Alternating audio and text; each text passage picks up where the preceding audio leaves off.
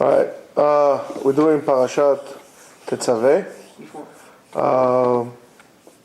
In a way, a continuation of last week's Parashat, talking about the Mishkan building and so on and so forth.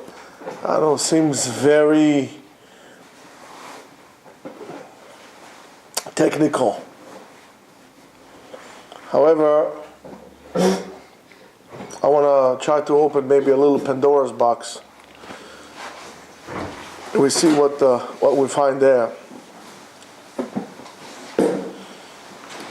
Most of the people, I'm sure all of you, it's a nice vest. Most of you must have heard many times from people who are either on the outside of Judaism, in terms of, like, when I say Judaism, I refer to Shomer Torah and Mitzvot, and sometimes the people that are inside Judaism, that they keep Torah and Mitzvot. It seems like the Judaism, the way of life, is very boring. It's involved with ongoing routines, it's repetitive, and everything is like with the small details and how much the measurements and how much to do this and how much to do that, and it's like, give me a break. And it's not like inspirational. There's no telenovela dramas. It's like very in the Philippines they have, for example, a practice where they crucify themselves, for a certain period of time. Huh? What did you say? Yeah, they crucify themselves like this. Or the Shiites they beat themselves with blood. In Thailand, they take spears. It's very dramatic, But that's what we do. We put tefillin, we pray. Oh, Shechianu v'Kivanu. I'm so happy to see you. So like, you know what? Right on time. So Judaism looks very boring, very, very boring, very like technical and so on and so forth. But I just want to tell you something. So is the process of making many other wonderful things is in a way a very boring thing. The fact is, we don't understand that because most of us, for whatever reason, which we try to touch right now, are never able to rise to greatness and to create something with a great magnitude. We're not.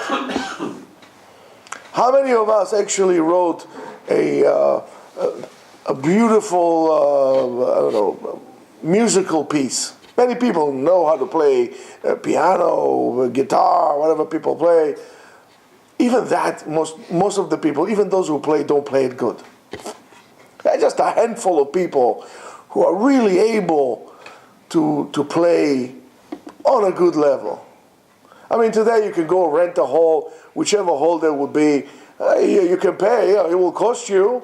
What's the biggest hall today? Avery Fisher Hall. Okay, I can go to Avery Fisher Hall, make a stand-up rabbinical comedy, and I can perform in Avery Fisher Hall. That doesn't mean I'm a comedian. Or maybe I make a joke out of myself. That doesn't mean anything. So you played in a big hall, no Gesundheit, wonderful, but to play like Arton Rubinstein or Daniel, Bloomberg, Barenboim, whatever it is, all these people, who can do it? There are a lot of people playing, nobody reached that level.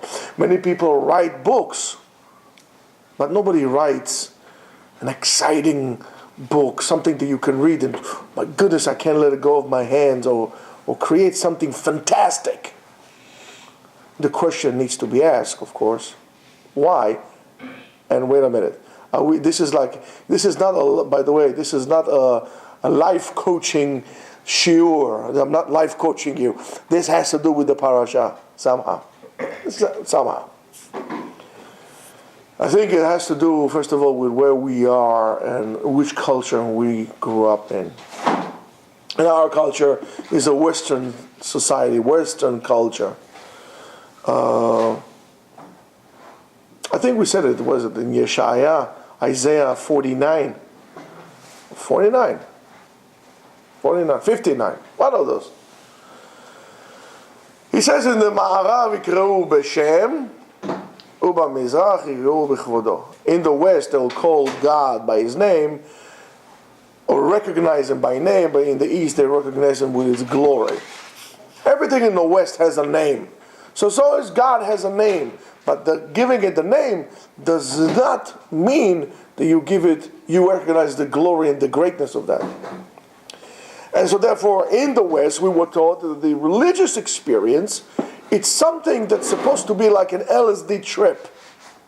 And many people are looking for that LSD trip, something that you take the pill and you feel like this, or something, excitement like that some people get, in certain Christian practices, or some kind of voodoo, or if you've seen certain practices in Brazil, it's like, or a certain happiness, some superior feeling, which is completely different than, of course, what we do. And that experience, we are overwhelmed by it because it is different than the regular daily experience of the norm, what we feel is. Like for example, if you ever gone hiking, and you should really go hiking. It's a very good thing to go hiking. So, you can climb, you could go on a hike. I'm not talking about climbing Everest, but something that we could do. You go on a hike for 4 or 5 hours, it's uphill, and let me tell you, at a certain point your calves are already screaming, and you can't push it anymore because they're all cramped like this. But then you go on the mountain and you see this beautiful vista of unbelievable view. We want the religious experience to be like that, and it's never like that. So, however, some people do experience that, but you need to understand that experiences like that are just experiences, and they are engraved in your memory. It's just an experience. It's just a memory. By the way, I was discussing today with my wife the whole concept of a bucket list, and I said, I think it's one of the most idiotic things I ever heard in my life is to have a bucket list. And maybe one day I'll explain to you why. Maybe you can come up with the idea yourself, but think about this. But believe it, I'll explain to you some other time. So, bucket list is a list of things that you would like to do, or places you would like to go, or things you would like to experience before you die, before you hit the bucket. So that's a bucket list, yeah. So, but experiences like this are just experiences, that they're not a part of your daily routine. So, and this is, by the way, what happens to us when in the West. The usage of drugs is to do that, to create this kind of an experience on daily basis. However, we miss the point why we cannot do that. If you want to have a moment of enlightenment, you really need to understand that you have to work on a day in and day out, and so on and so forth. Maybe throughout your whole entire life, and maybe it will come one day. It says about a famous story. I don't know if it's a story, but it says about a famous golf player that was asked about the secret for his success, and he says, "I was simply lucky. I was simply lucky." And he says, however, the funny thing is that the more I practice, the more luck I seem to have. So, think about it as the way we do things. As much as our desire to reach spiritual high will increase, the more that we would need, based on that, daily routines, and that's what we're missing in that. And that's what we call, that's the beauty of halakha. When halakha comes to regulate, in a way, our daily schedule in such a way that would allow us eventually to be free. I mean, it seems a little bit of an absurd, but that daily routine of, even to the point of how am I tying my shoes, in a way creates a certain room for me to grow to become spiritual. Believe it or not. That helps me break free. I remember a story one time of this Giorit woman who, her mother came, and her mother was comes from a very liberal country, and she said to her, I don't understand, I raised you in such a liberal way to live, and here you go, you're going to the minutiae of how to tie your shoes. And she said to her, yes, absolutely, because I don't have to worry about it. Which one should I do? To be engaged in idle conversation with myself. What should I do first? I know exactly what to do. That gives me more time in my mind and more time in my day to actually think about what I need to do.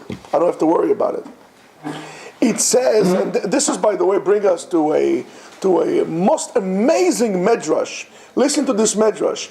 Most amazing medrash that maybe we'll understand and will help us appreciate the daily routine of an observant Jew. The fact that a person needs to get up in the morning, he needs to do this and to do that, and so on and so forth. And he goes the following. The medrash is brought in the Ein Yaakov, and also the Maharal in Sefer Netivot Olam brings it. There's few Tanaim that coming, and based on the Gemara, of course, they come and everybody gives his own statement on psukim, on different verses on the Torah, that for them serve as a great rule. Klal Gadol, there's a great rule. That was the motto in which I conducted my life, and so on and so forth.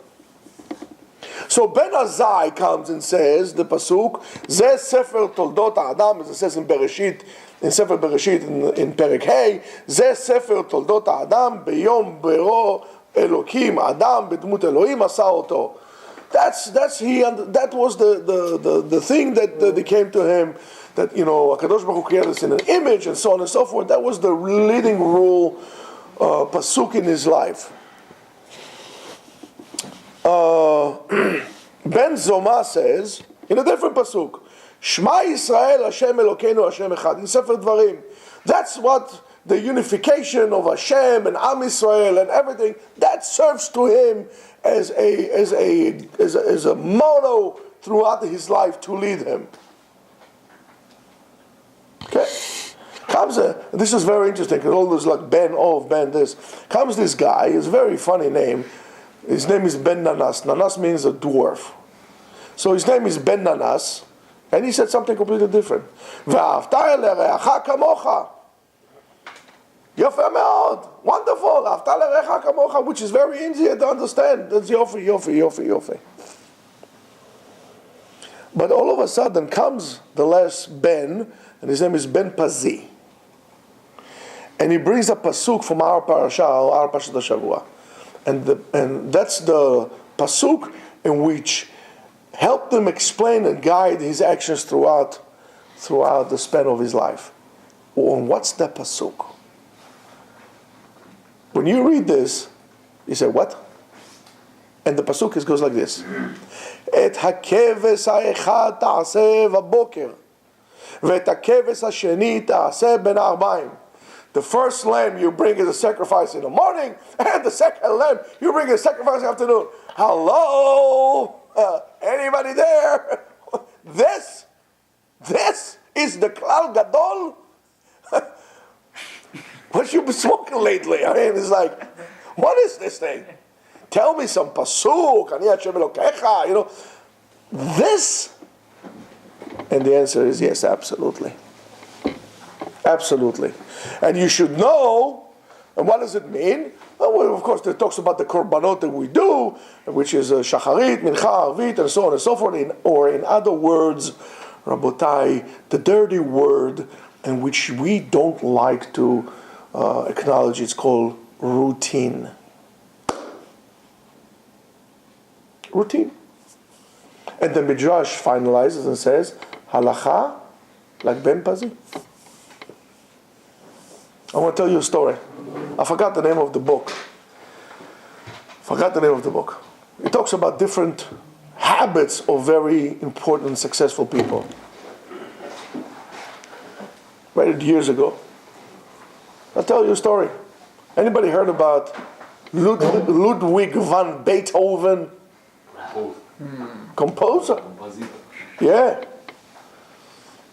He wrote some of the biggest masterpieces in classical music.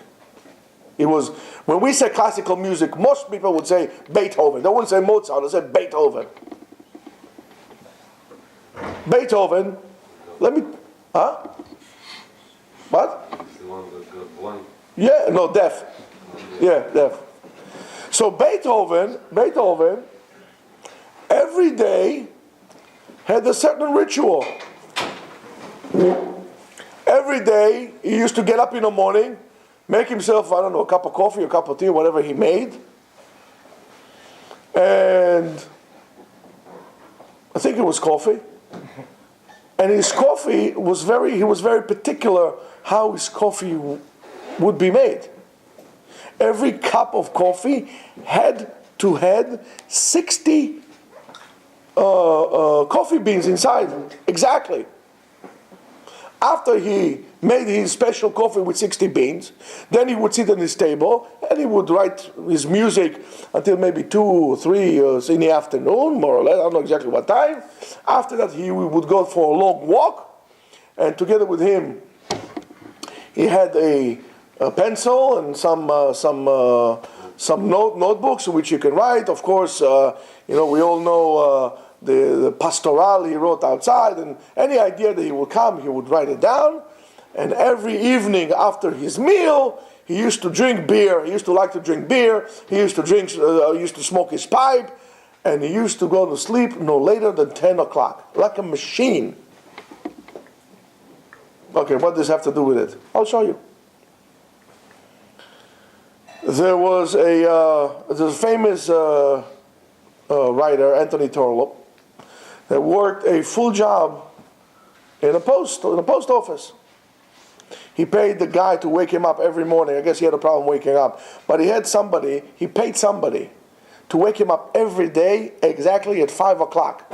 At 5:30, he was already sitting at his table, writing. And until 8:30, he did not get up from his table, and he used to write about 250 words every 15 minutes. In that way, he wrote 47 different novels. It was very precise. This is what I have to produce. That's what I have to do. You might see where I'm going with this. Some of them, his novels had like 3 volumes in each one, and then he wrote some other books on top of that. The famous philosopher Immanuel Kant, which was, of course, Yeshayahu Leibowitz always liked to bring him, one of famous philosophers, was known for his daily routine activities. According to some description, he would get up every morning, drink his coffee, he would write, he would give a lecture, he would eat, and he would go for a walk, every single thing, time by time, to the point that his neighbors, when they saw him walking in the afternoon, they knew exactly it was 3:30. At 3:30, he would go out for a walk. So instead of looking at the clock, they would look at him, 3:30, they're out. Most of the most creative people have regular habits in which they do all the time, which is that daily routine. We need to understand is the ground in which creativity is growing by. Where you plant your creativity seeds, that is the bed, the growing bed in which you grow. That's called routine. In other words, you cannot be creative unless you have routine. By the way, Rabotai, if we want to talk about this already, if you ever wonder yourself, because I hear it a lot from people, today there are so many people that learn Torah, but not so many great people with chidushim and so on and so forth. maybe it's no more than just not being kovea itim la Torah, Rabotai. You don't learn Torah on regular basis. Now you understand why is it important to be kovea itim la Torah? Because when you sit down on a regular time, all the time, kovea, established, this is the time in which I learn Torah. When you do that, you actually become great. It's not that I'm learning 8 hours a day divided into half an hour increments or an hour here, an hour there. No, we're not talking about that. On a single day, every single hour, establish kaveh itim la Torah. It doesn't say that you have to learn all day, but it has to be twice a day on regular basis. For example, if you take, I'm taking Levoxyl for my thyroid, you need to know that you need to take the medication at a certain time every single day. If not, you start messing around. It has to be at a certain time every day. So if you see that you are not successful with something and you are falling into this gray zone of mediocrity, it's because you don't have good habits. It's not because you don't have good skills. You don't have good habits. You can't commit yourself to a certain a routine which would allow you to grow and to flourish. Which, if you look at this, which is really a paradox, all these people that we were talking about before, they're all kind of, they were people who were very, they were revolutionary in the way that they did things. Revolutionary. They were pioneers. But the daily routine was the complete opposite of that. The reason why they were revolutionary, because they had that routine. What allowed them to grow and develop, it's the stability of the routine. If a person gets up one day in the morning at 8, one day in the morning at 5, you can't function. Even your body will fall apart. Your body needs to get itself into a certain rhythm. That routine is, if you will compare it to a music band, that routine would be your bass line, would be your drum and your bass in your band. They are always steady. They're always keeping the beat. Keep the beat, keep the beat, keep the beat, keep the beat. If you want to know what a good musician is, it's not a musician who can play fast. A good musician who can play accurate and keep the beat. Because if you are, that's the most important part of the band. Your rhythm, your bass section. That's the heartbeat. If you have a problem with your heartbeat, you have palpitations, you can't operate. You need to regulate your heartbeat. Tick, tick, tick, tick, all the time. By the way, that's why we like drums, because it runs of our heart. Every culture has drums. Show me one culture that doesn't have drum. Every culture has a drum. Reminds of our heart. The rhythm of nature. And that's the problem. We look at Judaism and we just throw it away. We don't want this. I want to wake up one day at 10. I want to wake up one day at 11. You can't achieve anything. You would fail. You would fail. You could be a genius. You could be Albert Einstein.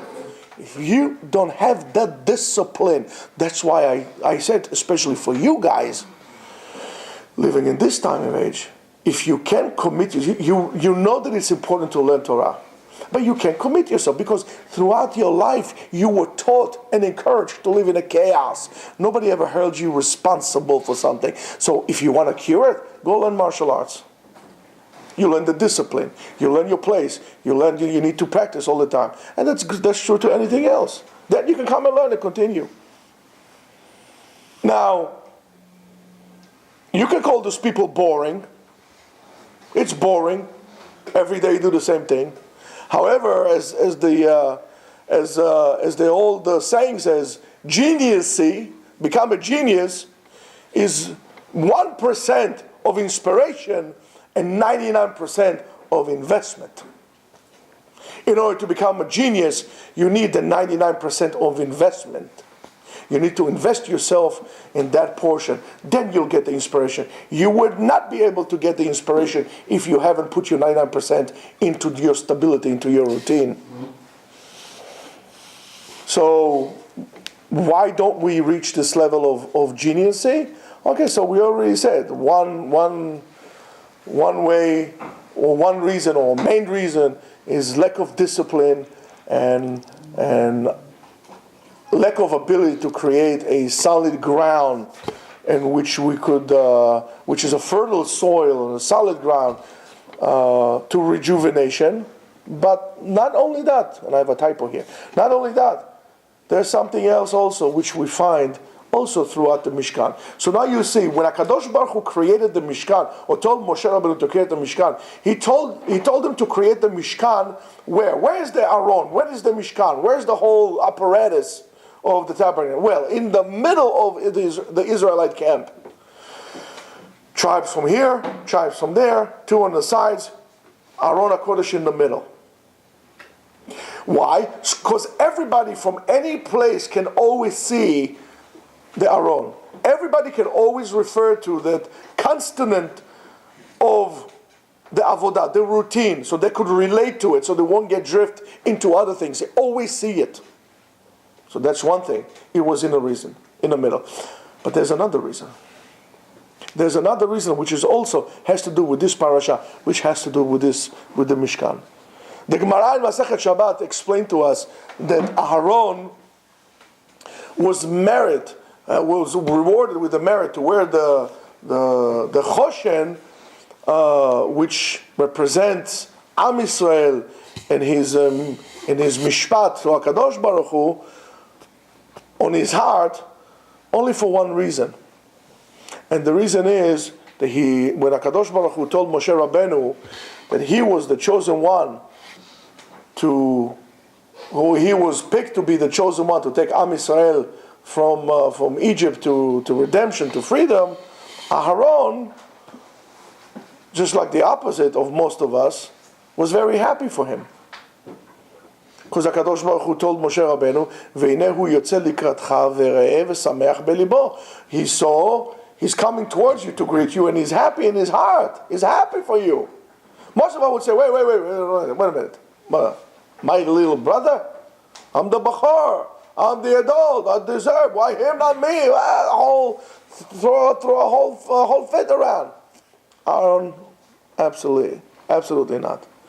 So there is a tremendous message in that, in the words of Chazal, and it's very clear to all of us that, of course, can serve us and save us as well. The mouth of Aharon and his heart were equal. Tocho kebaro. He didn't say, "Oh, I'm happy for you," like our politicians. They smile with the mouth; they don't smile with their eyes. Yes, they don't believe a word they're saying, and they want us to believe what they say. His heart and his mouth were equal. Tocho kevaro. He was good inside. He was good outside. And the joy that Aharon had on the success of Moshe Rabbeinu and this great job that he got was a true happiness. It wasn't fake. It's like somebody says, we're both of us going for a job, and let's say, "Hey, you got the job," and when I come to you and say, "I'm very happy for you. Good for you." Right? We're not happy for anyone. We're only happy for ourselves.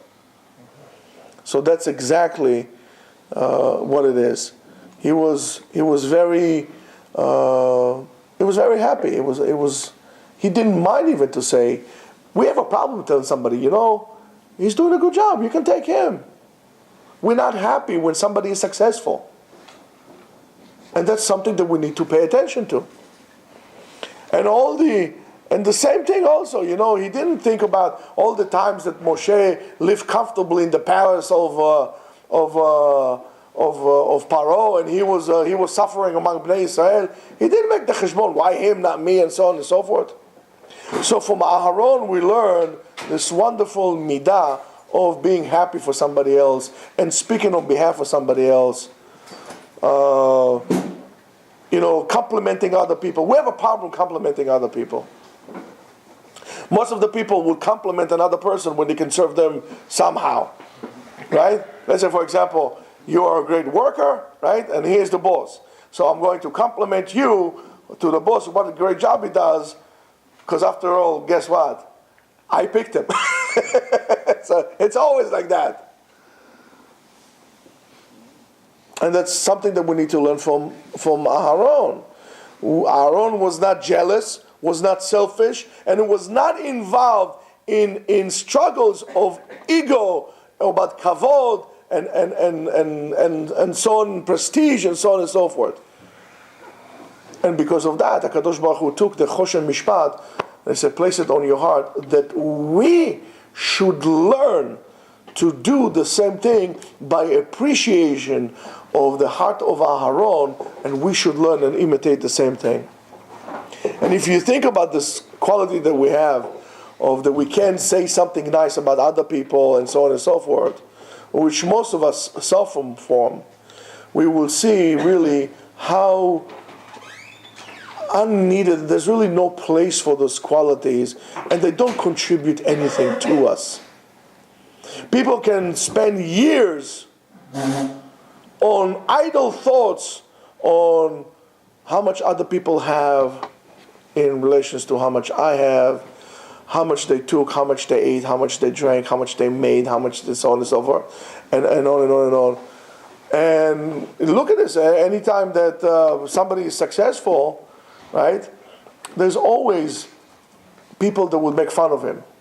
There will be people that would even do so in a vicious way. Let's say, for example, you make an event, right? You did something, you make an event, you got honored in something.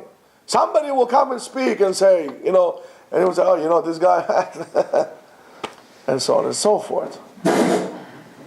It's this jealousy that burns us all, that eats us all, and causes us ultimately to become very mediocre, and at best, mediocre at best.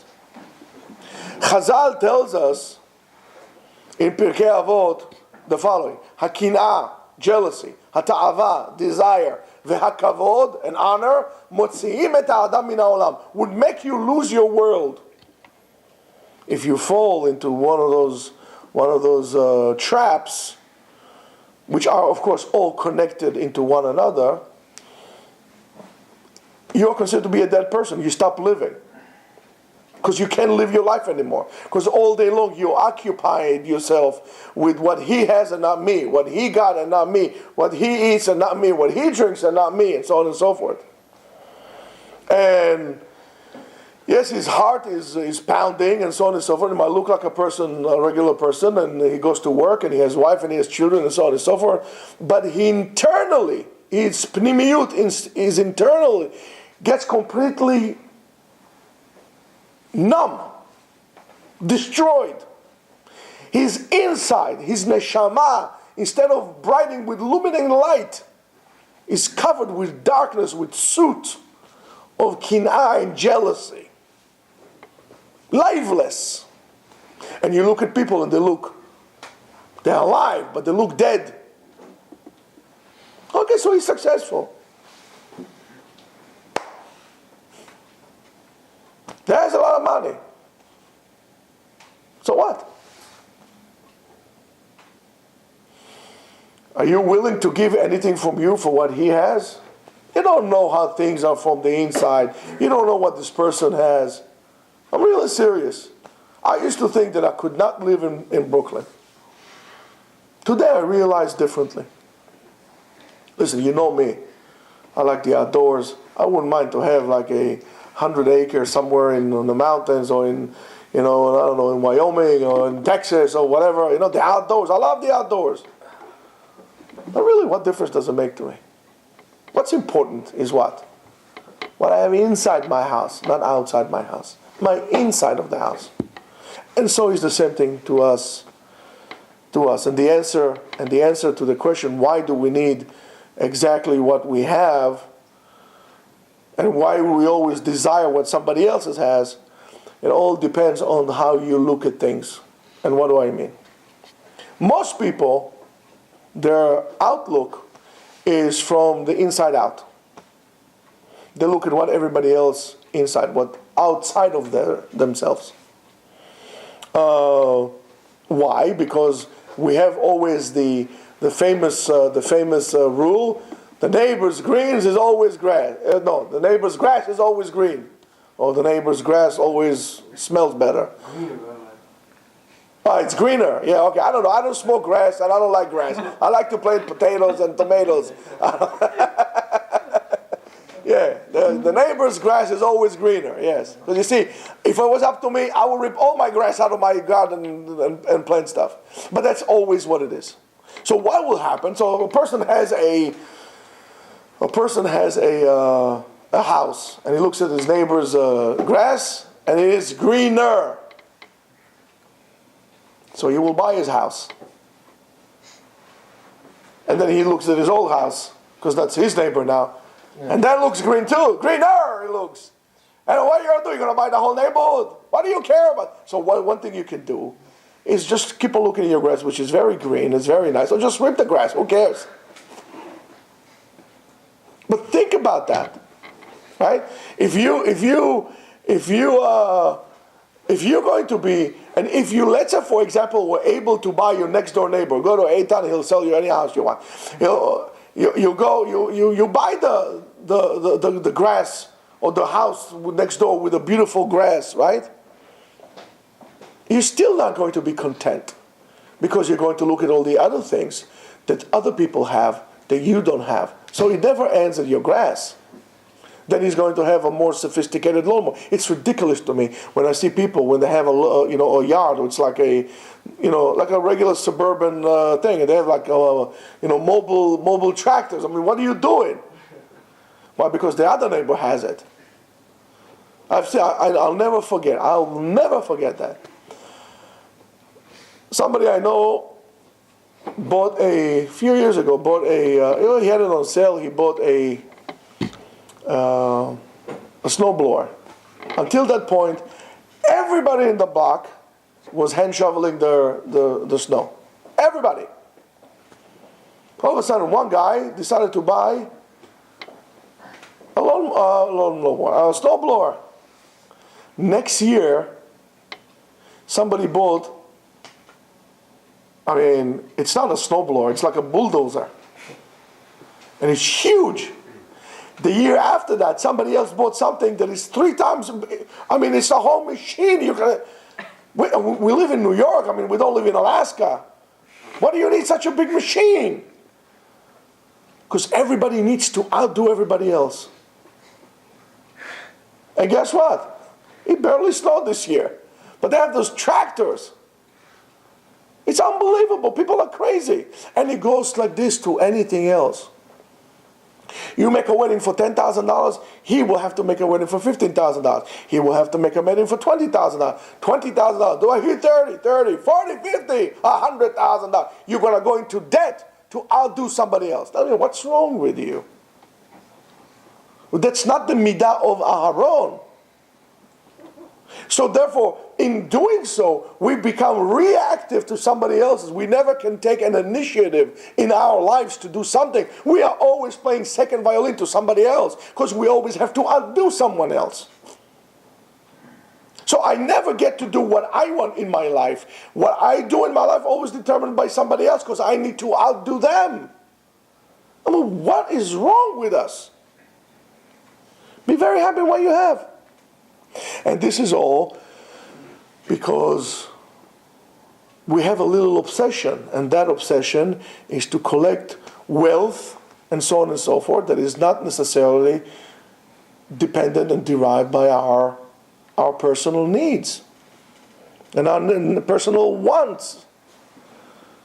And we refuse to have less than somebody else. We always have to have more than someone else. Most people, if they take a look at their life, let's say in retirement and so on, let's put it this way. Most people, let me change it. Most people are more concerned with the social economic stature in terms of where they are, how do people look at them, than how they really care about their kids. To certain people, it will be more important that they are considered to be rich people, successful people. Ooh, rich person. Then he would say, okay, what do I care about this? I want to have a good connection with my kids. that will give up their kids to be considered like this. I mean, and I'm sure you can all think about your own personal examples. I remember somebody told me he was going on vacation. He rented a house in the Hamptons for one summer. Now, he lives in the city, but he has a lot of money, you know. So he rented a house in the Hamptons. He rented the house in the Hamptons. Just for that, he bought himself an $80,000 Maserati. Because he can't go with his car to the Hamptons. As soon as he finished the vacation, he sold it and bought a Honda Fit because he lives in the city. What do you need a Maserati in the city? Unless you're like a Chinese gangster and you drive Lamborghinis, you know. I'm not talking about that. I've seen them. I saw it. I couldn't believe it. I never saw so much money in the street. I saw a line of 8 Lamborghinis in the street that were going to doing the Chinese New Year parade. So crazy stuff. These are our crimes, are sins that we are obsessed with, like brand names and this designer clothing and that designer clothing, and if it's and so on and so forth. And some guy decided this is it, and all of a sudden it becomes a style, and then somebody decided it's not, so then you feel bad. Who cares about these things? We're obsessed with that. We are so jealous, and we're busy with this obsession that we don't listen to our own neshama. We don't listen to our neshama. And the truth of the matter is, as I said to you a million times, we don't need so much. You don't need as much as you think you do. You don't. And you make your life so much more meaningful, better, simple. Why do you need to complicate your life for? But you are busy. And as I said to you, because of that, you don't get to live your own life. And it will come to the fact that you need to have a wife that is the most beautiful wife. You don't care about her inside. You don't care if she's a tzaddiket, shomeret mitzvot, she's a balat chesed, she's this. You want a showcase. Well, what's wrong with you? What's wrong with us? So when we get so ignoring, or we ignore so much the basic needs that we need, and the bottom line, what does somebody need? He needs a house. There's going to be simcha and joy in the house. If you have a mansion and that's going to bring to you joy inside your house, I hate the houses that you walk in and all you hear is the clock tick tock tick tock tick tock. It's like a mausoleum with a clock inside. What do you need? You want a place where there's going to be joy, and you look at your wife and she's smiling with her eyes, and you look at your kids and then you see everybody. What do you need all this shenanigans? It's because you don't live your life, you live somebody else's life, and so on and so forth. And why is that? Because we become so foreign and so cold to our spiritual needs. We become so cold and foreign and rejective of our neshama.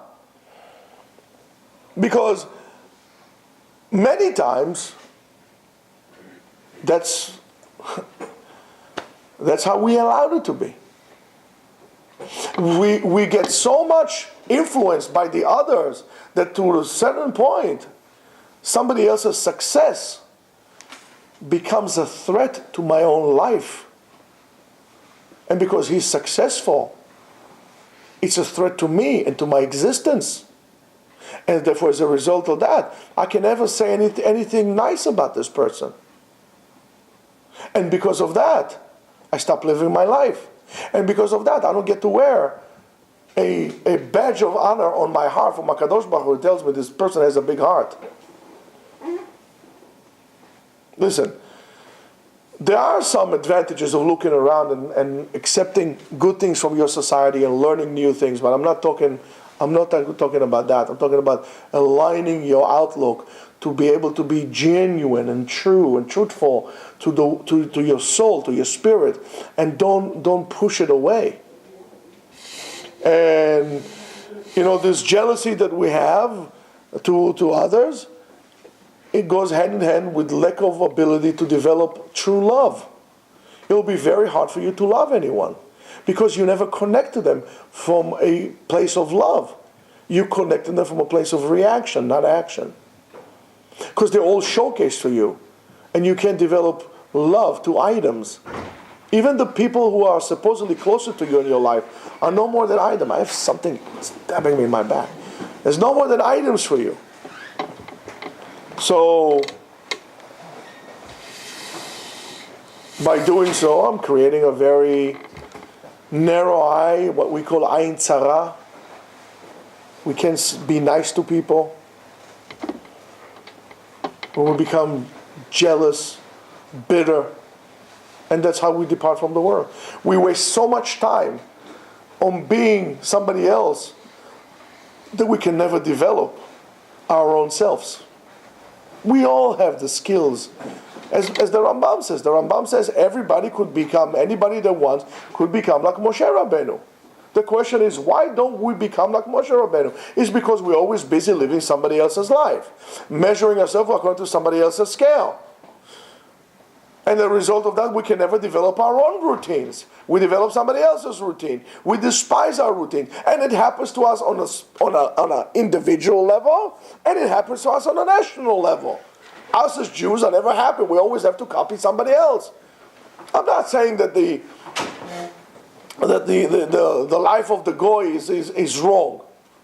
But for me, it's not me. I am who I am. We are who we are. And as Jews, we need certain things. And why only the Western? Let's copy something from the East. And maybe after 100 years we go to Brazil, and then we will, I don't know what, copy this or copy that. You can't, because you never break even. Be who you are. It's our fear that's speaking. And I told you this before. It's better to be hated for who you are than to be loved for who you're not. Are you truthful to your own self? Do you have this thing that's called a self? Or are you just like a passing gas out of this world? You're no more than a cloud that evaporates. Are you going to give any kind of a difference in this world? You can't apply any change because you're always busy copying somebody else. And we encourage that. We don't encourage individuality. We don't encourage geniusy. We encourage copying and imitation. An imitation of imitation. An imitation of imitation of imitation. Because everything else that is new or genuine represents a threat. Of course, I am talking about within the realms of halakha. I'm not saying, all of a sudden, reform or conservative or so on and so on. I'm not even talking about this because that's not Judaism for me. It's not a challenge. That is the biggest reaction to somebody else. That's the biggest conservative or reform movement in Judaism, is the biggest imitation out there of a non-Jewish culture. There's nothing Jewish about it. It's extremely external with no internal segments to it. And that's why it does not rejuvenate. In Orthodoxy, they have higher chances to rejuvenate because we enforce halakha. And halakha is there, so therefore, change your outlook about halakha, rabotai. Halakha that tells you all this thing, it is a gift for you because that would help you become great. You are not going to be able to become great if you don't have this discipline in you, if you don't have this ability to look from outside in rather than inside out. Look at yourself inside. Look at the quality of your life. Don't look what the other person have. Look at what you have. See the bracha in everything you have. Because HaKadosh Baruch Hu gave it to you and there is bracha in it. So to Eitan he gave certain talented. To Yeshua he gave different talented. And to me he gave different talent and so on and so forth. And we all are in this, we're putting in our heads and our efforts together to create something nice. Imagine that instead of having a plumber and a builder and the person put sheetrocks and an electrician and so on and so forth and architects, everybody would just be plumbers. But we'll build buildings from plumbing. You need all these people. And that's the beauty of it, to celebrate the difference. However, through a certain discipline and routine. Now you might understand that since the korbanot were betelim, since we don't have korban sacrificial practices anymore, We don't have this anymore. And all the other rituals, the daily rituals of the Mikdash, it is so important to us that even those rituals in Bet HaMikdash were Doche Shabbat. I mean, don't forget, after all, your body keeps on working on Shabbat, right? And you are internally, you could potentially become a Mikdash if you allow Kadosh Baruch Hu into your life. However, if that is the case, you need to develop those rituals inside as you had the Bet HaMikdash. You need to clean the menorah every day, you have to put the Lechem HaPanim, you have to bring the Korban, the Ktoret, and so on and so forth. So since we don't have all these temple-oriented rituals, and so therefore you would say that we don't have the ability to grow higher? No, we have other rituals that came to substitute it. And we have other routines that come to substitute it. That's halakha and Torah. Learning Torah, kviyutz, established time to learn Torah every single day, doing the mitzvot on time, when they needed to be done, just like Ben Pazi, would allow us to grow, to develop, and actually to reach a true potential. So if you see that you know that you have a potential and you never be able to tap into it, look into your self-discipline. Look at your jealousy and your outlook in life. You do that, you'll be great. You won't, you stay the same. Shabbat Shalom.